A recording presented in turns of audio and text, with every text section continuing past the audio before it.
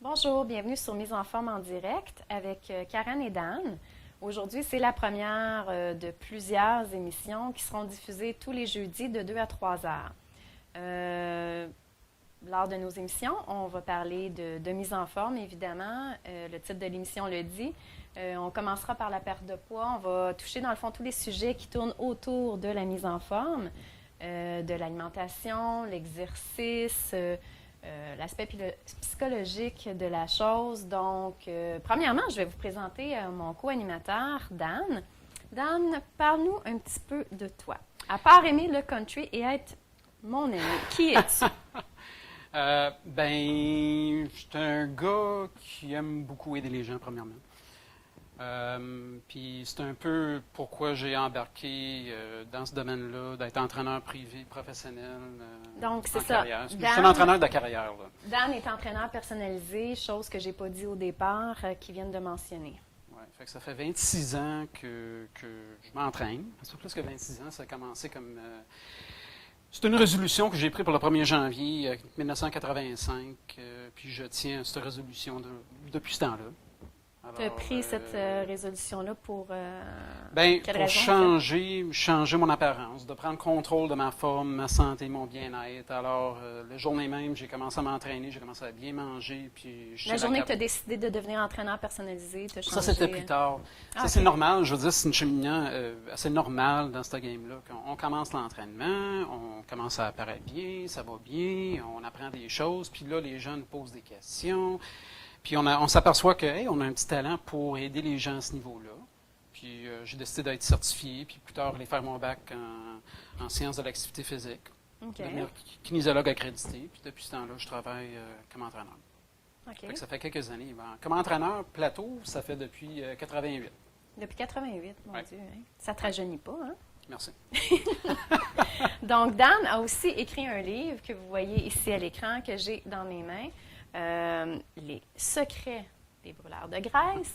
Donc, qui est un livre super intéressant, honnêtement, qui parle de la perte de poids, qui est présenté sous une forme assez intéressante aussi, mais je vais laisser Dan vous parler finalement de son chef-d'œuvre. Premièrement, Dan, j'aurais une question pour toi. Oui. Tu as écrit ce livre-là en combien de temps? Jour pour jour, entre le moment que j'ai mis de l'encre sur papier et que j'ai vu l'œuvre sur une étagère dans un magasin, quelque part, ça a pris exactement 13 ans. 13 ans. 13 ans d'expérience. Qu'est-ce qui t'a initialement motivé, stimulé? Quel a été ton élément déclencheur qui a fait que tu t'es levé un matin et tu t'es dit, moi, il faut que j'écrive un livre?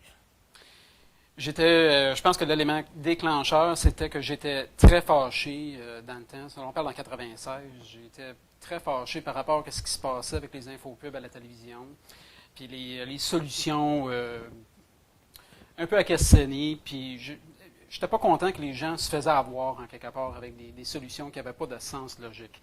Alors, c'est pas ce moment-là que j'ai décidé d'écrire un livre, mais l'élément qui a déclenché l'écriture, c'était un accident de patin de vitesse que j'ai eu en 96, novembre 96. Je me suis foulé la cheville, 3e degré. J'étais pris pendant 2 semaines avec la patte élevée, là, puis je pouvais pas faire grand-chose à part de regarder la télé.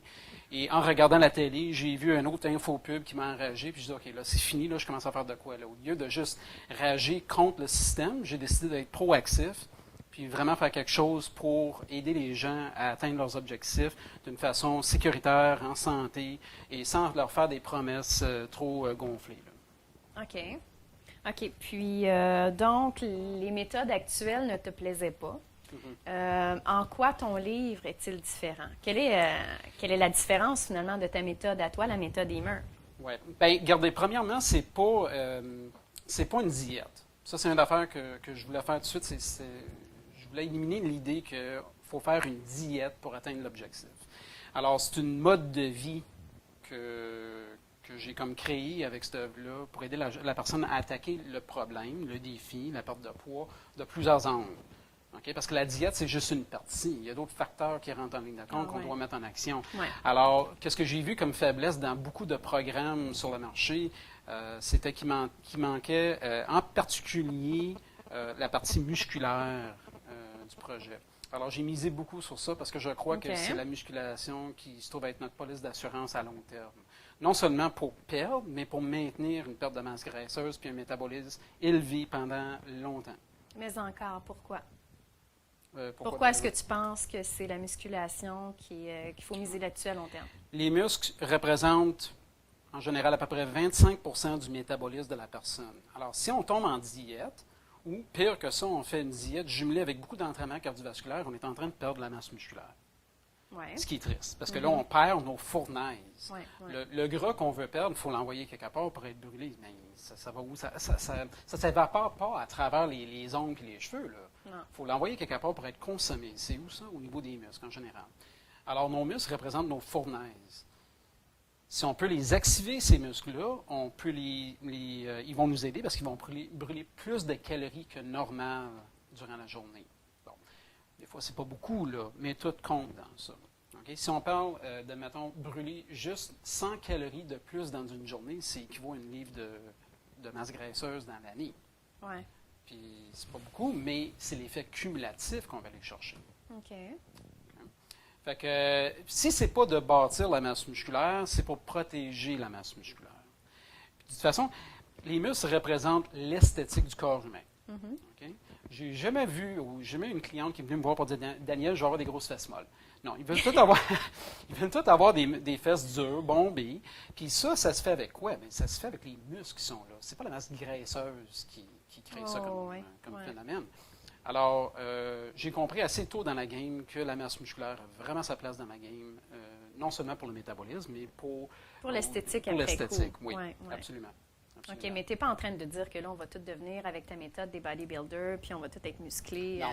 J'ai été inspiré de l'approche des culturistes. Pourquoi? Parce qu'ils sont les meilleurs sur la planète quand on parle de maximiser la perte de masse graisseuse. Ils peuvent descendre à 2 ou 3 d'adiposité. Fait que c'est assez intense. Là. Ils sont capables de faire des miracles avec le corps humain. J'ai compris, par contre, que c'était une approche assez extrémiste. Okay? Puis il y a beaucoup de sacrifices. Puis il y a la souffrance un peu en cours de route, puis je me suis dit, OK, c'est trop extrémiste pour monsieur, madame, tout le monde, la population en général. Fait que j'ai pris l'approche, je l'ai tweaké un peu, je l'ai modifié un peu, puis j'ai rendu ça un petit peu plus accessible pour monsieur, madame, tout le monde, toujours en gardant la fondation de base qui se trouve être les culturistes. Bon, le disclaimer, c'est que je ne suis pas là pour faire des gens qui vont lire le livre ou qui vont m'engager comme entraîneur, des culturistes. C'est loin de l'objectif. OK. Mais on peut s'inspirer des meilleurs sur la planète pour maximiser le potentiel de notre masse graisseuse. Oui, tout à fait. Alors, c'est pour ça que la musculation se trouve être là-dedans. Je parle beaucoup de l'entraînement cardiovasculaire parce que, veux pas, c'est une activité qui va brûler beaucoup de calories. Et c'est ça qu'on a besoin comme résultat, c'est de brûler des calories pour piger dans nos réserves d'énergie. C'est ça que ça représente, le gras sur le corps humain, c'est de l'énergie entreposée. Alors, il faut juste lui donner une chance ou une raison de s'en servir. Donc, toi, pas que je veux parler des autres méthodes, mais dans ta méthode à toi, tu fais du cardio, tu fais plus de musculation que les autres.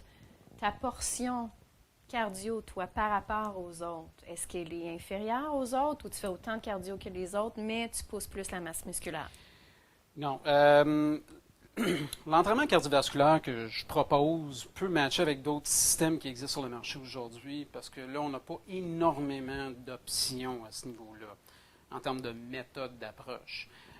Moi, par contre, je crois qu'on ne veut pas épuiser la personne lors d'un entraînement. Parce qu'éventuellement, la personne tombe en surentraînement puis on n'avance pas dans ce temps-là. Moi, mon idée, c'est d'attaquer fort dans une courte période de temps, mais avec une intensité très, très, très élevée. Pour maximiser brûler le plus de calories possible dans une courte période de temps. Moi, je dirais maximum 30 minutes. Maximum. Typiquement, c'est 15 à 20 minutes, mais ça peut être 30 minutes. Dans cette période-là, on attaque avec un entraînement très, très, très élevé, très intense. Puis, non seulement on brûle beaucoup de calories pendant l'effort, mais il y a un effet, ce qu'on appelle l'effet afterburner, là, qu'après l'entraînement, on continue à brûler un petit peu plus de calories que normal. Et ça, selon les études, ça peut aller jusqu'à ça peut être quelques minutes, à quelques heures, à quelques semaines, quelques jours après l'entraînement. Ça varie d'une étude à l'autre. Fait que j'ai pas vraiment une étude qui me dit c'est exactement ça qui se passe. J'ai plusieurs études, mais ils varient un peu en termes de durée pour les faits. Fait que, on a comme un effet secondaire qui travaille pour nous pendant qu'on est au repos. C'est le fun. Ton livre, premièrement, je dois te féliciter parce que le livre de Daniel est écrit d'une façon bien différente. C'est comme un roman.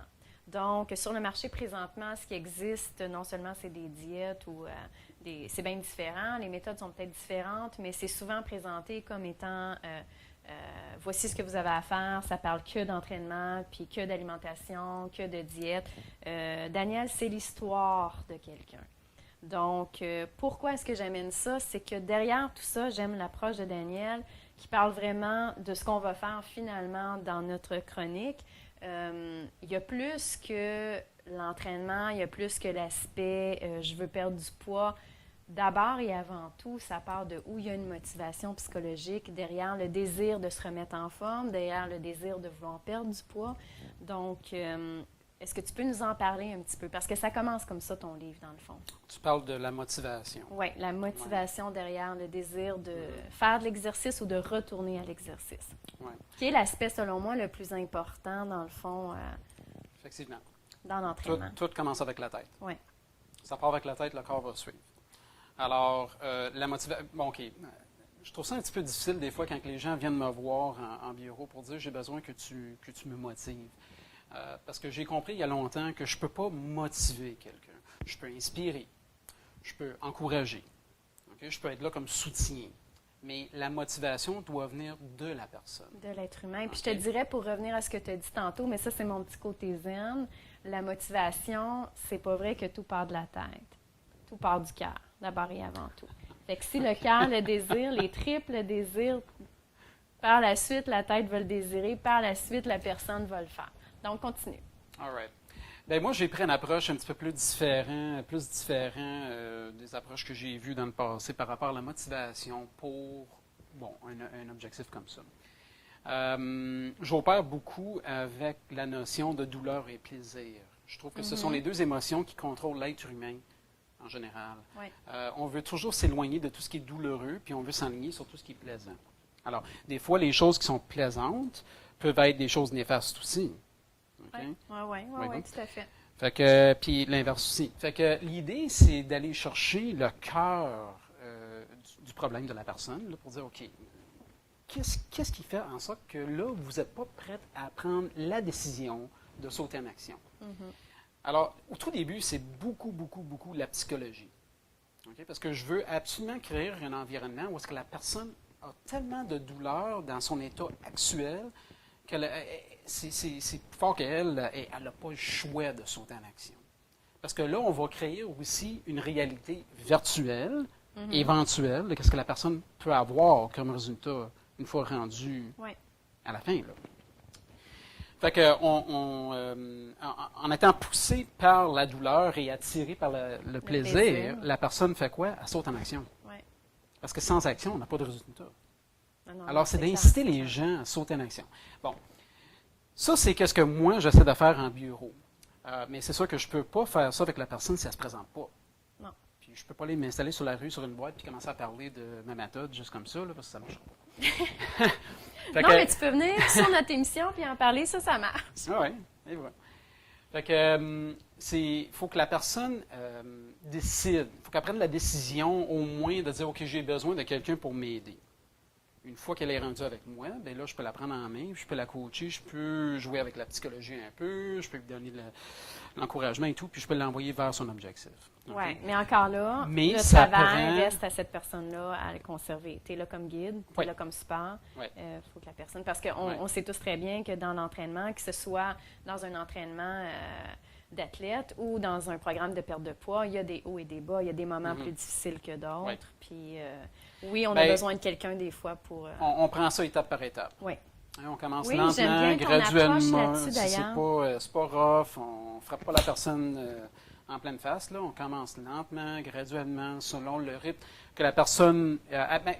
si elle est à l'aise, on s'en va du bon bord. Si elle est mal à l'aise, on risque d'avoir un petit accrochage en cours de route. Fait qu'on essaie de faire ça en douceur au tout début, puis graduellement, on fait un ramp-up au niveau de l'intensité ou le volume d'entraînement que la personne s'impose à l'entraînement, où on va modifier un petit peu plus l'alimentation et tout.